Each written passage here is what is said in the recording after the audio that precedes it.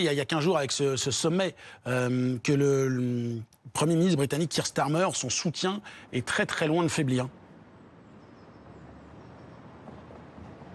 Exactement. Hier soir, le Premier ministre britannique a donné le ton en publiant un communiqué très ferme envers la Russie. Il a accusé Vladimir Poutine de ne pas prendre cette paix au sérieux. Il a également fustigé le mépris du Kremlin pour la proposition de cessez-le-feu de Donald Trump. Pour lui, Moscou cherche tout simplement à gagner du temps. Alors ce matin, cette réunion est cruciale, comme vous l'avez dit. Il veut en fait élaborer un plan de paix avec tous ses dirigeants, ces 25 pays. Il y aura des membres de l'Union européenne, mais également de l'OTAN, des représentants du Canada, de l'Australie, de la Nouvelle-Zélande, de la Turquie également, et évidemment de l'Ukraine. Et on a l'impression qu'il y a en fait deux plans sur la table. Soit la Russie accepte de s'asseoir aux tables des négociations, et donc dans ce cas-là, il faudra contrôler, surveiller cette paix, ou alors dans le cas contraire, il faudra renforcer la pression économique sur la Russie.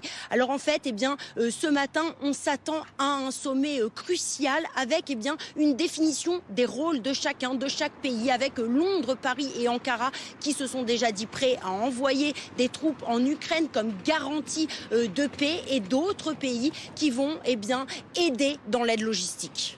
Merci beaucoup Laura pour ces précisions en direct.